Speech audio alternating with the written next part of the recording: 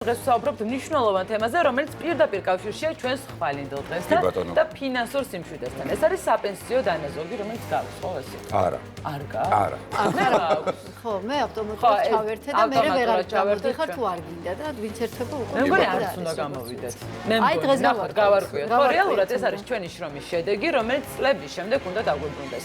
რა განსხვავება იმ პენსიას შორის, რომელსაც სახელმწიფო ყველას თანაბრად აძლევს და დანაზოგს შორის, როგორ ხდება ამ თანხის გაცოცხლება საპენსიო ასაკის მიღწევისას, რამდენად დაცულია ჩვენი სიმღერე. გიორგი ჭიჭინაძე საქართველოს საპენსიო ფონდის გენერალური დირექტორის მოვალეობის შემსრულებელი შემოგვიერთდება და ყველა მნიშვნელოვან კითხვაზე პასუხს გაგცემს ის პირდაპირ ეთერში. მოგესალმებით ბატონო გიორგი. მობრძანდით ძალიან მნიშვნელოვან თემაზე სასაუბროთ. ბევრი საინტერესო შეკითხვები გვაქვს. ბატონო.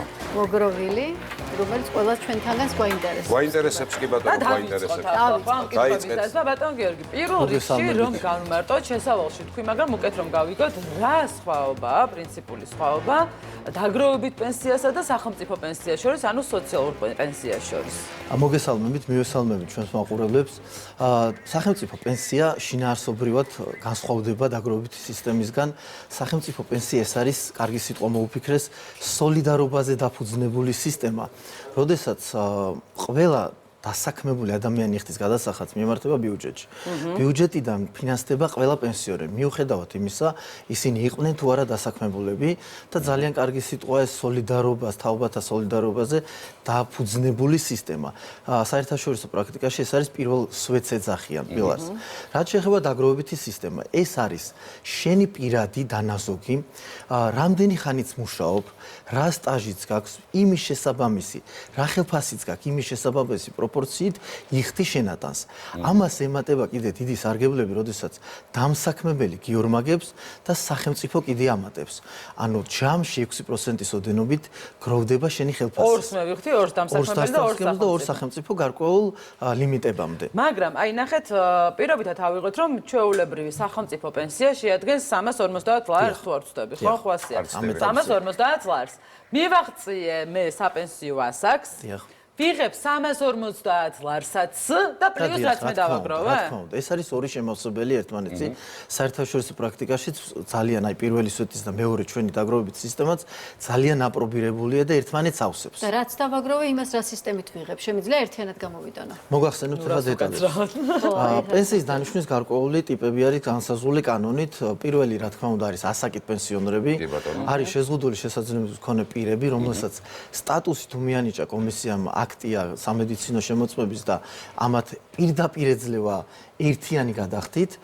არის ქვეყნის დატოვების შესაძლებლობა, როდესაც ქვეყნიდან მიდიან და უცხო ქვეყნის მოქალაქეები ხდებიან და ასევე არის მემკვიდრეები, რაც ყველაზე ძალიან მნიშვნელოვანია, რადგან ეს არის შენი პირადი დანაზოგი, მემკვიდრე იღებს ამ დანაზოგს. ანუ პირის გარდაცვალების შემდეგ თუ კი მან ვერ მიიღო საპენსიო დანაზოგი, მის მემკვიდრეს გადაეცემა ეს თანხა სრულად. სრულად. მას აქვს ორი ვარიანტი აირჩიოს. ერთია რომ მთლიანად გაიტანოს, ან თავის საპენსიო დანაზოგზე გადაიტანოს და გააზარდოს. რაც შეეხება ერთიანი გატანის და პროგრამული გატანის მეთოდებს. ერთიანი გატანის შემთხვევაში კანონმა მოგცა შესაძლებლობა, რომ ჩვენ დავადგინოთ გარკვეული ლიმიტი.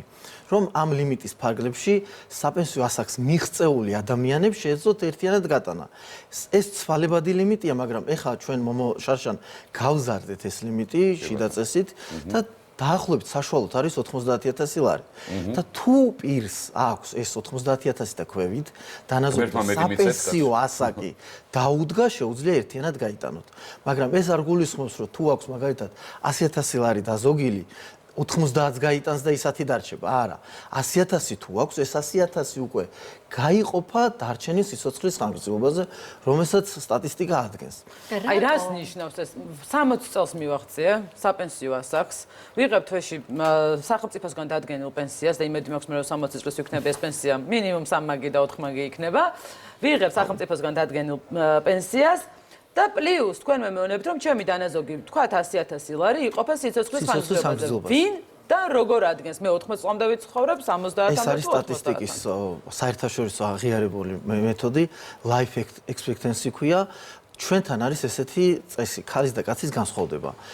კაცის არის 168 თვე, 14 წელი დაახლოებით და ქალი ჩვენ შემთხვევაში ცხოვრობს დიდხანს. ქალის არის 268 თვე, 22 წელი. აი ეს ამ პერიოდზე იყოფა ეს ჩვენი დანაზოგი და ყოველ თვე მიეცემა. ამ ეტაპზე ჩვენ სისტემაში ყავს უკვე ჩვენ პენსიების გაცემა დავიწყეთ. 32 ადამიანს უხდით ყოველთვე. მაგრამ მაგალითად 2025 წელს 11367 ადამიანზე გავეცით 65 მილიონი ლარი, ანუ თვეში 5 მილიონი ლარი. დაახლოებით თვეში 950 ადამიანს უკვე უნიშნავთ პენსიას, მაგრამ იმ ზღურის ფარგლებში ერთიანი გატანით არის. ჯამში ჩვენ 27000 ადამიანზე უკვე 130 მილიონი ლარის პენსია გავეცით. კი ბატონო, საპენსიო ასაკამდე აი, ხო, კი ბატონო. მინდა გასვლა. ხო, ეს არის ძალიან მნიშვნელოვანი. რა ხდება ამ დროს? ეს მიაღწიე არის საპენსიო. აი, არ მივაღწიე და გასვლა მინდა და ამ შემთხვევაში რა ხდება? ფული მეკარგება, ნაწილს ავიღებ თუ კიდე ჯარიმა მეკისრება რომ გავედი და საპენსიო ასაკამდე კანონით დაშვებული იყო რომ 2018 წლის 7 აგვისტოს ვინც ჩაერთო სისტემაში 40 წლამდე მაშინ თუ იყვნენ ისინი სავალდებულო წესით რჩებიან სისტემაში მუდმივად 40 წლის შემდეგ ვინც იყო იმ დროს მათ ჰქონდათ ორთვიანი ფანჯარა გასulis რა ნებაყოფლობითი გასulis უფლება ჰქონდა ვინც დარჩა ის სისტემაში რჩება რა თქმა უნდა ნებაყოფლობითობა არის 55 წლამდე ქალების შემთხვევაში და 60 სისტემაში დარჩენის ნებაყოფლობითობა სავალდებულობა ბოდიშით არის 55 წლამდე და 60 წლამდე 55-ის თუ იყო და არის ახლა იმათ ნებისმიერ დროს შეუძლიათ ჩაერთო თუ მუშაობენ ხელფას თუ იღებენ აქ თავი ფაქტორი ხელფასის აღება ანუ მე მაგალითად რო არ ვარ შემიძლია ჩავერთო კი აუცილებლად ერთხელ ჩართვა შეიძლება ნებისმიერ გამოხვა აღარ საპენსიო ასაკში უკვე დაინიშნოთ პენსიას მაგრამ ის ხალხი ვინც დარჩა და ის ფანჯარა ვერ გამოიყენა გასulis ესენი რჩებიან საპენსიო ასაკამდე და საპენსიო ასაკამდე თუ გარდავიცვალე რა ხდება სად მიდის ეს თანხა საპენსიო ასაკამდე ეს არის თქვენი პენსია და 6 თვის შემდეგ როდესაც სამკვიდროს ნოტარიულად დამოწმებულს წარმოადგენენ ჩვენ ძალიან ბევრი ყავს ესეთი მემკვიდრეები ვაძლევთ არა შენ არ გარდაიცვლები შენ ერთიანი გატანით ვაძლევთ იმიტომ ეს მეთოდი მაგრამ იქაც სისტემაა თუ ერთიანი გატანა არა იქ ერთიანი გატანა როგორც აღუნიშნე შეუძლიათ ეს თავიანთ დანაზოგზე დაამატონ ანუ მე მონაწილე ვარ და არ დავიცვალე შემიძლია ეს ჩემმა მემკვიდრემ აიღოს თვითონ თავისას დაამატოს ან ასევე გაიტანოს ერთიანად ეს არის ძალიან აღიარებული და კარგი პრაქტიკა რომელსაც ეხლა ჩვენ გავცემთ ესე და ძალიან და რომ დაუბრუნდეთ იმას რაც თავში ვთქვით მაგრამ კიდევ უფრო რომ განვმარტოთ ანუ თუ მივაღწიე საპენსიო ასაკამდე მივედი 60 წლის გავხდი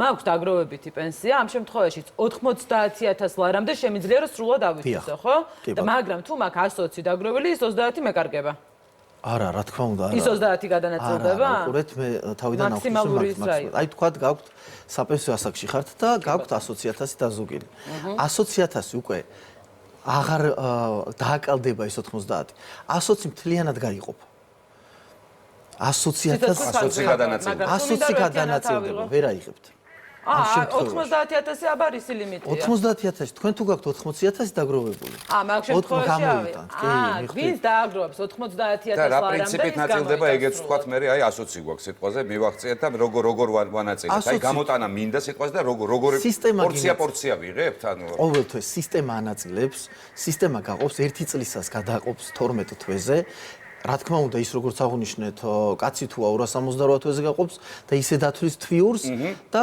ქალი თუ 168 თვეზე მაგრამ თქვენი 1 წლის დანაზოგი იქნება თუ 1 თვის გამოტანილი ფონდიდან ეს ამ შემთხვევაში ეს გამოდის და დანარჩენი რაც არის ის ინვესტირებაში და იმაზე მოქმედებს უკვე ინვესტირება და ერიცხება სარგებელი. მე მაინც ვერ გავიგე ერთი რაღაც და კედა გავიგე უბრალოდ მაგრამ არ მომწონს და მინდა რა პრინციპით შეირჩა ეს პირობა იმიტომ თუ მარიკამ დააგროვა 80000 და მე დავაგროვე 120 მე ბევრად მეტი ვიმუშავე ესე იგი სარგებელიც სახელმწიფოს ბევრად მეტი მოუტანე მაგრამ მე არ მაძლევთ მთლიან თანხას და მარიკას აძლევთ აი მოკლედ მარიკა ყოფილა ჩვენი პრობლემა ხო ეს მიდგომა გამომდინარეობს აიდან ჩვენ ამოსავალი წერტილი ავიღოთ რომ ეს არის პენსია ხო ყოველთვიური სარგებელი უნდა მიიღო კეთილდღეობისთვის და თვეში დათვლით ანალიტიკით გამოდის რომ 90000-ზე მეტი უკვე დანაზოგები არის თვეში ყოველთვე მისაღები ხელშესახები შემოსავალი 350 ლარს დაახლოებით ქალის შემთხვევაში და 500 ლარს უტოლდება უკვე 90000-ის ზევით ეხლა თქვათ თქვენ დაგროვილი გაქვთ 50000 ლარი. ეს 50000 კაცს რო გაუყვან ქალს, გამოდის ძალიან ცოტა, თუ შეიძლება 100 ლარიც გამოვიდეს და 50 ლარის და ამ პრინციპიდან ამოვედით ჩვენ. შემთხვევაში 258 თვეზე ქალბატონს გამოუვა 493 ლარი. ხო, ეს უკვე კაი დაემატება სახელმწიფო პენსია და შესაბამისად კაი შემოსავალი ექნება თვეში. განსაკუთრებით, მაგრამ იქნება ადამიანი ამ თანხას რო აგროვებს, აქვს მოლოდინი, რო თქვა შვილებისთვის ბინა იყიდოს, რომელიც 100000-ზე მეტი ღირს და რაღაც გათვლები აქვს. ანუ ვერ გამოიყენებს ამ თანხას. ვერ გამოიყენებს. ანუ ჩვენი მიზანი და დაგროვებითი სისტემის მიზანი არის, რომ კეთილდღეობა და შემოსავალი უზრუნველყოს ყოველთვიურად, ანუ პენსია დაერქვას. ერთიანად არ და რა, რამე სოციალური, რამე ჯანდაცვის მიმართულებით დახმარება და ასე შემდეგ. ეს არ არის სხვა ანუ ეს არის პენსია, უბრალოდ დამატებითი ბენეფიტით, ასე ეს არის პენსია შენი დანაზოგი და მიიღებ ყოველთვე, რომ თანხა ქონდეს შემოსავალი ყოველთვე და იცხოვრო. ეს ხო არ არის შენი დანაზოგი. არსებობს მესამე სვეტი, არსებობს მესამე ნებაყოფლობითი დაგროვებითი სისტემა, რომელიც ჩვენ ქვეყანაში 98 დამუშავებს და გადამუშავდა ეხლა და 2023 წელს ახალი სისტემა, ახალი კანონი დაიწერა. იქ ნებისმიერ პირს არიან სქემები, სადაზღვევო კომპანიების მიერ ან ჩამოყალიბებული, სადაც ნებისმიერი თანხა შეუძლია დაზოგონ. თავიდან იტყვიან, რომ მაგალითად 5% ან 10% და შეიტანონ და განახორციელონ. ჩვენთან ეს არ არის. ჩვენი არის მოჭრით 2%. კი ბატონო. შენატანი 2 სახელმწიფო 2 დამსაქმებელი. ასევე ესეთი პრაქტიკა არის უკეთ გეცოდინება თქვენ შეერთებულ შტატებში, გარკვეულ შტატში, სადროდესაც შეუძლია პირს განაცხადოს, რომ მას უნდა პენსიაზე გასვლა და აღარ უნდა მუშაობა, თქვათ არა საპენსიო ასაკის დროს, არამედ თქვათ 45 წლის ასაკში და შეუძლია რომ მიიღოს სახელმწიფო პენსიაც ამ დროს იმის მიხედვით რამდენი იმუშავა და ასევე დაგროვებითი პენსიაც და ეს პრაქტიკა აქ არის ჩვენთან ანუ ჩვენი დაგროვებითი სისტემაც და მიყვება სახელმწიფო კანონის შესახებ პენსიის შესახებ სახელმწიფო პენსიის ასაკს საპენსიო ასაკს არო რაც არის დადგენილი 60 წელი ქალბატონებისთვის 65 მამაკაცებისთვის მიყვებით არის კიდე განსხვავებული ნამსახურებაზე უფრო თავდაცვის სისტემაში და ძალოვან სტრუქტურებში მაგრამ ჩვენ მიყვებით ძირითადად სახელმწიფო პენსიას. ერთი შეკითხვა მაქვს, თუ შეიძლება აი ადამიანი დროებით რო აღარ მუშაობს. აი ამ შემთხვევაში რა ხდება და სხვა სამსახურში გადადის? დროებით ჩერდება შენატანების განხორციელება, იმიტომ რომ ხელფასი არ აქვს, თუ 1-2 თვე არ აქვს, მაგალითად ჩერდება, არანაირი პროცესი აქ არ არის ის რთული. თავისი დანაზოგი ინვესტირებას ახორციელებს, ინვესტირებაში მოქმედებს და ერიცხება ყოველდღე სარგებელი, როგორც კი სადმე დაინიშნება და ხელფასს ეს ავტომატურად ხდება, ანუ ის არ უნდა მოვიდეს განცხადება და დაწეროს მე სამსახური შევიცვალე, გადავდივარ სხვაგან. არსად არაფერი, თან ჩვენ ახლა სისტემა შევცვალეთ და შემოსავლების ორი დეკლარაცია არსებობდა ადრე და ახლა შემოსავლების სამსახურის საშემოსავლო დეკლარაციას მივებით, იქ რო წარადგენენ თვეში ერთხელ იქიდან მიღებ ჩვენ ინფორმაციას. ძალიან მარტივი პროცესი გავხადეთ დამსაქმებლებისთვის და ამ შემთხვევაში ძალიან საინტერესო როცა გრძელდება უკვე ახორციელებს თავიდანვე შენატანებს. თემას მივატეკით და ამ კითხვას რა თქმა უნდა გვერდს ვერ და არავუვლით. ერთია რომ ინვესტიციას ახორციელებს თავისით ჩემი საპენსიო დანაზოგი, იქ რაღაცები ემატება, აკლდება სახელმწიფო სარგებელს ნახულობს და მეც. მაგრამ რეალურად ცოტა უფრო გასაგებენაზე რომ აგვიხსნათ, ჩემ დაგროვებულ პენსიას ახლა რომელიც რაღაც გარკვეული თანხა მიდევს, რა ემართება, სად არის და სანამ 60 წლის გავხდები, სად წავა და გაბერდება თუ შეცოტავდება თუ ასე შემდეგ. რისკები და სარგებელი. ზოგადად ინვესტირება ჩვენ ვართ გრძელვადიანი ინვესტორები. ჩემთვისაც, თქვენთვისაც ეს არის 10, 15, 20 წლის ინვესტიცია და საინვესტიციო ჰორიზონტიც ესე იგეგმება. ანუ მიზანი საინვესტიციო საქმიანობის არის გრძელვადიანი ინვესტირება და დაგეგმა რეალური ამონაგების გაზრდის მიზნით. ეს რეალური ამონაგები გულისხმობს, რომ ინფლაციაც იყოს გათვალისწინებული. რა თქმა უნდა, გვაქვს სამი პორტფელი, არის კონსერვატიული, არის დაბალანსებული და არის დინამიკური პორტფელი. განსხვავება ამ პორტფელებს შორის არის მაგალითად აქციების წილი, ანუ საერთაშორისო აქციების წილი რამდენად განსხვავდება ერთმანეთისგან. მაგალითად დინამიკურ პორტფელში აქციების წილი არის 3-ჯერ მეტი ვიდრე კონსერვატიულ პორტფელში. კონსერვატიული პორტფელი, დინამიკურ პორტფელი არის მაღალი პორტფელი, სადაც აი მაგალითად უცხოეთში შეგვიძლია ინვესტირება. მაგრამ თქვენ წყვეთ, მე არა. საინვესტიციო სამსახური და საინვესტიციო საბჭო. ამის მარეგულირებელი არის ეროვნული ბანკი.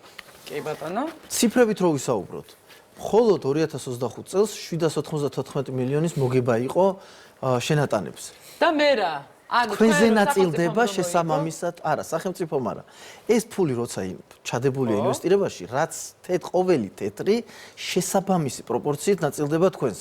ან რომ დავაგროვე 100,000 ლარი, არ ნიშნავს რომ 100,000 ლარი დავაგროვე. შეიძლება გახდეს 170,000. რა თქმა უნდა, თქვენი შენატანი მანდ არის 2%-ის ოდენობით ხელფასის იმას ემატება სახელმწიფოს წილი, იმას ემატება დამსაქმების და ასევე ემატება ამონაგები, რომელიც საშუალოდ იყო 11 და 8%, რო ავიღოთ 2025 წელი. ანუ ეს ამონაგები თქვენზე მონაწილეებზე ნაწილდება. ჯამში გვაქვს მოგებული 2 მილიარდ ნახევრამდე. 2 მილიარდ 422 მაგრამ ეს კითხვა არის გარკვეულწილად ინვესტიცია თავისთავად მოიცავს და გულისხმობს. რა თქმა უნდა, ინვესტიცია რისკს მოიცავს, ამისთვის არის საინვესტიციო სამსახური, ამისთვის არის საბჭო, ამისთვის არის საინვესტიციო პოლიტიკის დოკუმენტი, სადაც ყველაფერი გაწერილია და შესაბამისად ეროვნული ბანკი და შეზღუდვები, რომელიც კანონში წერია. მაგრამ ისე უნდა მოხდეს ამისი დივერსიფიცირება, ანუ გადანაწილება, რომ თქვენ არ იგზარალოთ მაღალი ამონაგები იყოს, რაც გვაქვს ეს წლებია და ინფლაციამ არ შეჭამოს, ესე რომ ვთქვა. ერთი შეკითხვა მაქვს, ალბათ ბევრს დაინტერესებს, შეიძლება ბევრს არა, მაგრამ მე ყოველ შემთხვევაში მაინტერესებს. ეს თანხა რაღაცა, ანუ მიბმული არის რაღაც ერთგვარად, მოდი ეს საყულპურო ენაზე ვთქვა, მაგალითად დოლარს ან ევროს კურსზე არის მიბმული. თუ ის ფული ფუჭდება სიტყვაზე, ხვდებით, აი როგორ გამოთქმაც როგორ ხალხი ხვასე ამბობს, ფული გაფუჭდა სიტყვაზე. ანუ კურსმა აიწია, დაიწია, ანუ ინდექსაცია თუ არის გათვალისწინებული ამ თვალსაზრისით. უყურეთ ეს პირდაპირ ინდექსაციას არ ითვალისწინებს, სადგომოდან ეს არის ინვესტირების პრინციპზე დამოკიდებული და ინვესტირება ესე პირდაპირ ინდექსირებას არ ითვალისწინებს ჩვენ შემთხვევაში. მაგრამ აი უყურეთ არის სამი კალათა. სამ კალათაში განაწილებულია სხვადასხვა კალათაში არის ჩადებული ფული და სხვადასხვა მომგებიანობა აქვს. როდესაც მაგალითად უცხოეთში გვაქვს გატანილი კანონით დაშვებულია 20%, იქ თუ კურსი შეიცვალა, რა თქმა უნდა ეს ფაქტორი მოქმედებს, მაგრამ აქციის ფასი გაიზარდა. აქ ამ შემთხვევაში რაღაცა ქართული ანუ ბალანსის მოძებნის საშუალებას რა თქმა უნდა ეს აბალანსებს და ეს დაბალანსება, ეს არის დივერსიფიცირება, გადანაწილებული. იქ თუ დაიკლო 1%-ით ან 0.1-ით, აქ გაიზარდა 0.5 და საბოლოო ჯამში ჩვენ შედეგი უნდა გქონდეს, რომ მაღალი ამონაგები გქონდეს და ინფლაცია დავამარცხოთ. აი ეს არის იდეალური ვარიანტია ეგ კი რა. ეს არის ამას ქვია დივერსიფიცირება. არ დევს მარტო უცხოეთში და კურსი დავარდა და დავიღუპეთ. არა, ეს რა თქმა უნდა სხვადასხვა კალათებშია გადანაწილებული და აბალანსებს ერთმანეთს. რამდენი ადამიანი სარგებლობს საერთოდ დაგროვებით პენსიით და აი ეს და თუ იცით პროცენტულად რამდენია რომელიც არ სარგებლობს მაგრამ პენსიონერია. ძალიან კარგი შეკითხვა. ძალიან კარგი შეკითხვა და ჩვენ რეგისტრირებული ყავს 1,500,000 მონაწილე, რომელიც გახსნის დღიდან არიან ჩვენი მონაწილეები. რაღაც ნაწილი გავიდა ძალიან ცოტა. როგორც აღნიშნეთ, 27,000 ადამიანმა ისარგებლა პენსიით. და ვისარგებლებთ თქვენი შესაძლებლობით, რომ ჩვენ ინტერნეტ ბანკებში, მობაილ ინტერნეტ ბანკებში, საბანკო ინტერნეტ ბანკებში უჩანთ თავისი დანაზოგი. თუ ერთი პერიოდი ჩანდა და მე გაქრა. თქვენ უნდა ტექნიკურად ჩართოთ მის ფუნქციაში. იქ აქვს გამოჩენის ფუნქცია რა და ეთანხმოდა გამოგიჩნდებათ მაშინვე. არა, თავიდან ჩანდა ავტომატურად და ამიტომ ინტერნეტ მობაილ ბანკებში შეამოწმონ ასევე მიმართონ იუსტიციის სახლებს და თუ საპენსიო ასაკი აქვთ დამდგარი, გადაამოწმონ თავიანთი დანაზოგი და მოგმართონ თუ აქვთ სურვილი რომ გაიტანონ თავისი დანაზოგები. ყავს ჩვენ რაღაცა კატეგორია, რომელიც დღესაც საპენსიო ასაკი აქვს დამდგარი და არ გააქვთ და ჩვენთან ინვესტირებაში მონაწილეობენ. ჩვენ ამ შესაძლებლობას ვაძლევთ, ტექნიკურადაც მარტივია, იუსტიციის სახლში ერთ განცხადებას დაწერენ და მიიღებენ ამ დანაზოგს. ასევე ჩვენთანაც პოლიტიკოსკაიზი მიიღებენ განცხადება საბანკო ამონაწილე და პირადობის დამადასტურებელი თუ თვითონ პირი მოდის და თუ სხვა მინდობილი პირია იმას ნოტარიულად დამოწმებული წარმომადგენლობის უფლება. ძალიან მარტივი პროცესები გვაქვს, ყველა იუსტიციის სახლში ვფარავთ ამ სერვისებს და რამოდენიმე 1000 ადამიანი, რომელსაც დღესაც ზოგავს და საპენსიო ასაკი აქვს და მათ შესაძლებლობა აქვს, პანჯარა ღია აქვთ, რომ ეს ერთიანადაც წაიღონ, ვისაც ლიმიტის პარკებში აქვს დაზოგვილი რაც გვაქვს. გასაგებია, დიდი მადლობა. წარმატებები ვუსურვოთ. დიდი მადლობა. და გამდიდრება უსურვოთ ჩვენს მოსახლეობას და მთლიანად ქვეყანას, აი ამას. მადლობა დიდი. დიდი მადლობა. დიდი მადლობა. კი ბატონო.